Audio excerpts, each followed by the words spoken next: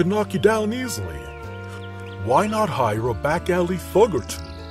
Well, he said a man was the only beast who could wield the boar spear, explained Jack. And I suppose, seeing as he could only pay by performing for paying audiences, and then I would take the receipts until we figured ourselves even, well, that's the sort of arrangement that would appeal to someone like me. I don't see a street thug doing it for anything other than a purse up front, fat with actual coin. Well, that may be true, but he's got that crazy goat and that rabid badger he could send against us, along with the rowdy strays from his kingdom, to make sure the job gets done. Why send one old man against the three of us? Well, Amberjack began to explain, but cut himself short as he found he really didn't have a satisfactory explanation. I don't know, truth be told. They say that knowing is half the battle, said Tarbox. And I'd say you've already lost this battle, since you don't know the full truth of why you're out here risking life and limb. Amberjack frowned and fell silent as he tried to figure out Wormelade's reason for sending an admittedly unqualified man on this very dangerous mission. The boars looked at each other as if to say, "What happens now?" They knew very well that this man would stand no chance against the three of them, should he decide whatever the vile monkey had promised him was worth more than walking out of the wildwood unscathed and whole.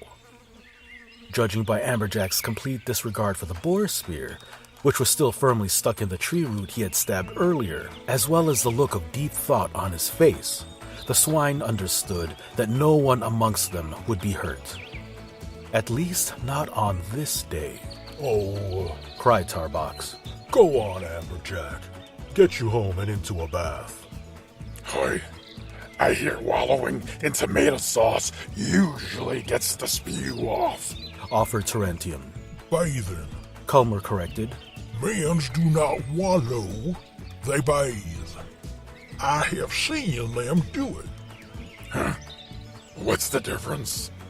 "Oh, not much," replied Culmer. "Just less mud and more bubbles." I can make bubbles in mud, sneered Terentium. "Your bubbles make you dirtier, if you get my meaning." "Moving on," cut in Tarbox, thinking swine could be such pigs to himself. "Old Farmer Bro Hansen has the loveliest patch of tomato vines you'll ever see this side of Widow Trundle's back garden," said Tarbox. "Grows them in big clay pots on her porch, you see. Huge red juicies, big as rolled-up armadillos. Oh, look like drops of giant's blood amongst the green," sighed Culmer with a smile. Mark me now. Widow Trundle's got a pack of dogs roaming her property, warned Terentium. Big, stupid things. Half wolf, half cumber by the look of them. "Hey, come on now." "Dumb as rocks. But they'll steal the hams from your picnic basket, if you get my meaning." "Get you home, Jack," Tarbox repeated. You'll just let me go? After I tried to assassinate you?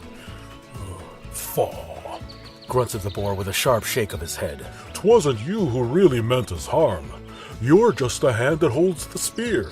'Tis the brain with the malintentions that shoulders the blame, Jack." Aye, agreed Terentium in a snarl. I'm blaming that scheming monkey down here Wicker Way for trying to kill us dead. "He is no monkey," Culmer said with a huff. "He is a big, hairy spider, sitting in his web, plotting and planning. He is the one who has tried to make you give us a bad first impression of your kind self." "Wait, did that make any sense?" Tried and failed. Terentium snorted with a stamp of a sharp hoof. "You seem to be a good man, as far as men go," said Tarbox. and I'd like to call you a potential friend if you'll allow us to live long enough to get to know one another. Well, stammered Amberjack, at a loss as to what to do or say. When I wake up in the morning, I like to tell myself, Tarbox, old pig, go out and make one more friend today than you've made enemies. I want to say you're that one more friend for today. It is true, Culmer said. I have heard him say it. I always reckoned he had been out in the sun too long, until now. Will you be my new friend, Jack? Hey, don't leave me out. Sniggered Tarantium as he pushed his raw-boned shoulder into Culmer to shove him over, to no effect. Be my friend too, Jack, please. With honey and flies on top. He fluttered his surprisingly long lashes at the man, who could barely keep the smirk off his face. Well, my dear old ma'am always said, give a friendly face to the world, and you'll find life easier to live, Amberjack said. I've discovered that smiling at everyone and everything just makes you look like an idiot. Hence your present occupation. Cut in Culmer. Who's dumb now, Tarantium? Who's dumb? No, you're dumb. Your mama's dumb. Stop it. Okay. You're dumb. Stop it. I try to live by my mom's words. You're dumb. Stop it. Okay. Smile as much as possible to as many people as I can, but I also try and keep a wary mind behind the pearly whites. You're dumb. Your mama's dumb. Boys, sage self-advice, that is. Thanks, Tarbox said. I hear sage goes good with pork, said Culmer. You're sick, said Tarantium with glee. but I know for a fact that it does. I just meant that we as pigs are benefiting from this man's sage advice. Get your mind out of the kitchen, you filthy cannibal. With that, all four burst out in raucous laughter that rang throughout the clearing. Amberjack couldn't help but join in. The wild swine were indeed wild, but not in the way he had suspected, or indeed had been told they were. What was Wormelade's game here? After the tears were wiped away and the guffaws dwindled to lingering smiles, the town idiot set to filling in the death pit he had dug in order to capture Tarbox and his boyos. The swine helped as much as they could, using their broad snouts to shovel dirt into the hole. In time, Jack and the boars refilled enough of the pit so as not to be a danger to anyone happening this way. He bade farewell to his 3 new acquaintances. It was much too early to call them friends, no matter how much Jack felt that they all could be one day. Picked up his forgotten spear and ambled his way back into town. Later, good day. Don't feel it straight talker. Making your acquaintance. All right. I'm going to go back to the buffet and Hey, that's mine. go eat that. Yes, I'm gonna eat it. This way.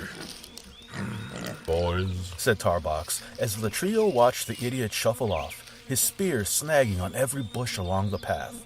that monkey's going to get Jack killed, unless we do the killing first. Who's all we killing, boss? Amberjack? No, the monkey.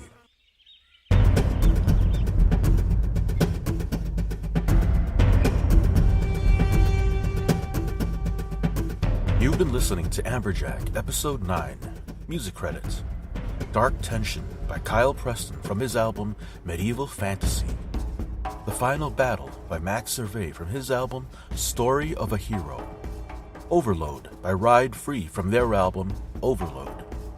Sweet Georgia by Asaf Ayalon from his album Distant Movement.